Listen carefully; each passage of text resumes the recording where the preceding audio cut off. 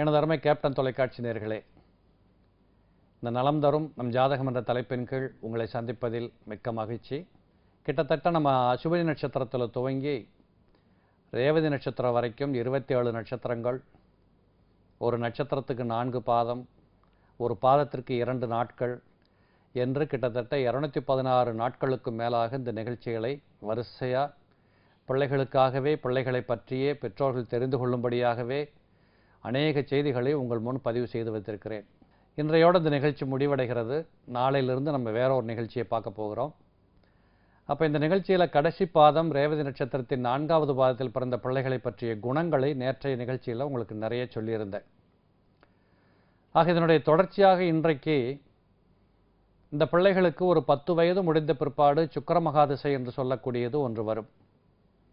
இந்த 10 வயசு முடிகின்ற வரைக்கும் இந்த பிள்ளைகள் ஒரு பக்கத்தில் வளர்ந்து வருகின்ற பிள்ளைகளாக இருக்கிறார்கள் என்பதை ஒரு பக்கத்தில் விட்டாலும் கூட, இந்த பிள்ளைகளை பெற்றிருக்கக்கூடிய பெற்றோர்கள் கூட மிகப்பெரிய ஒரு மனோரீதியான மகிழ்ச்சியை பெற்ற பெற்றோர்களா என்றால் சொல்லுவதற்கு சற்று கடினம் என்று சொல்லுகின்ற நிலைகளில்தான் இந்த பிள்ளைகளின் இளமை பருவத்து வாழ்க்கை என்பது பெற்றோர்களுக்கு கொடுக்கக்கூடியதாக இருக்கும்.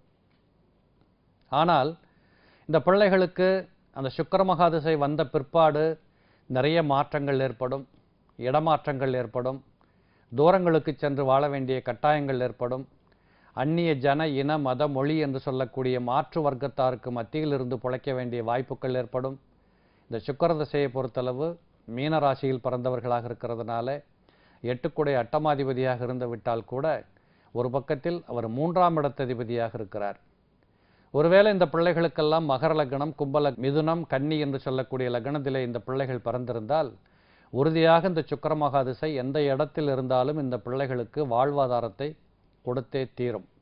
அது மட்டுமல்ல, இந்த சுக்கிர மகாதிசை என்று சொல்லக்கூடியது 10 வயதுகளில் துவங்குகிற காரணத்தால் கிட்டத்தட்ட ஒரு ஆர்டிஸ்டிக் நேச்சர்னு சொல்லக்கூடிய சில பேர் பார்த்தீங்கன்னா, இந்த பிள்ளைகளோட எண்ணங்களே எப்படி இருக்கும்னு கேட்டிங்கன்னா, நான் ஆர்கிடெக்ட் படிக்க போகிறேன், இல்லைப்பா நம்ம வீட்டில் யாருமே அந்த துறையில் இல்லையே, நீ படித்தா என்ன செய்வே, ஏன் நீங்கள் இருந்தால் தான் நான் பிழைக்கணுமா, என்ன நான் பார்த்துக்குவேன், அந்த நேரத்தில் அதுக்கெல்லாம் சான்ஸ் கிடைக்கும்.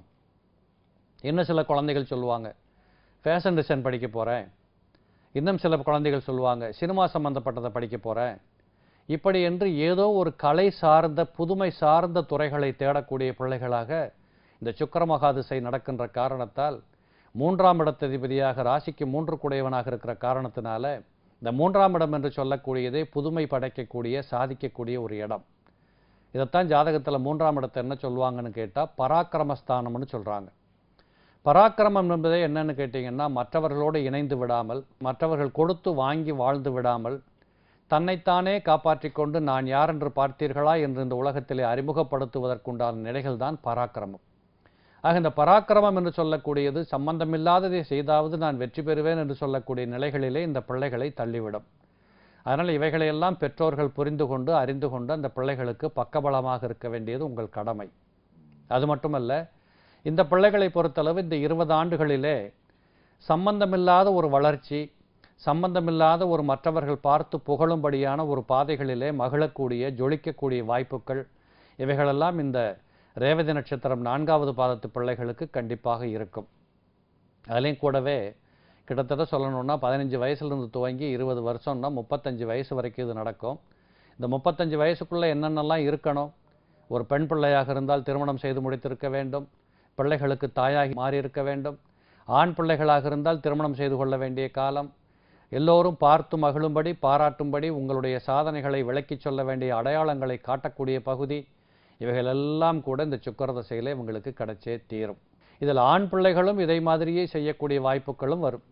ஆக இதையும் பெற்றோர்கள் புரிந்து கொண்டு அவர்களுக்கு வருகின்ற களத்தை பயன்படுத்தி கொள்வதற்கான வாய்ப்பளித்து அதை பார்த்து மகிழ்ந்து உந்து சக்தியாக, உறுதுணையாக ஹெல்ப் பண்ணக்கூடிய வார்த்தைகளை போட்டிங்கன்னா நிச்சயமாக இந்த பிள்ளைகள் என்று சொல்லக்கூடியவர்கள் கண்டிப்பாக சாதிப்பார்கள். அது மட்டுமல்ல, இந்த ரேவதி நட்சத்திரம் 4வது பாதத்தில் பிறந்த பிள்ளைகளுக்கு சூரிய திசை என்று சொல்லக்கூடியது கூட மிக இளம் பருவத்திலேயே வரும். இந்த சூரிய திசையை பற்றி தெரிந்து கொள்ள வேண்டுமானால் பெரும்பாலும் பார்த்தீங்கன்னா, இந்த சுக்கிர திசையில் நீங்கள் சாதித்த சாதனைகள், நீங்கள் வாழ்ந்து காட்டிய வளர்ச்சி, இப்படி அநேக விதங்களுக்கு இந்த சூரிய திசை ஒரு சவால் விடக்கூடியதாக இருக்கும். ஒருவேளை இந்த சூரிய திசை யோக லக்னங்களாக, லக்னத்திற்கு 5ஆம் இடத்திலோ 9ஆம் இடத்திலோ அல்லது 3ஆம் இடத்திலோ இப்படிப்பட்ட இடங்களில் இருந்து மேச லக்னம் அல்லது தனுசு லக்னம் இப்படிப்பட்டவங்களாக இருந்துட்டால் பெரிய துன்பம் இல்லை. இல்லாது போனால் இந்த சுக்கிர திசையில் நீங்கள் எவற்றையெல்லாம் ஏற்படுத்தி கொண்டீர்களோ அனுபவித்தீர்களோ இவை எல்லாவற்றுக்கும் ஒரு சவால் விடுவது போல ஒரு 6 ஆண்டுகள் உங்களோட சேர்ந்து வந்துக்கிட்டே இருக்கும். அப்போ இந்த சூரிய தசை முடிகிற வரைக்கும் நீங்கள் உங்களை பொறுமையாக காலத்தை ஓட்டணும். ரொம்ப அவசரப்பட்டுறக்கூடாது, இருக்கிறத இழந்துடக்கூடாது. எப்படி ஒரு குயவன் பானை செய்கிறத ரொம்ப கஷ்டப்பட்டு செய்வான், அதை உடைக்கிறதுக்கு ஒரே நிமிஷம் இல்லை, ஒரு நொடி பொழுது போதும்.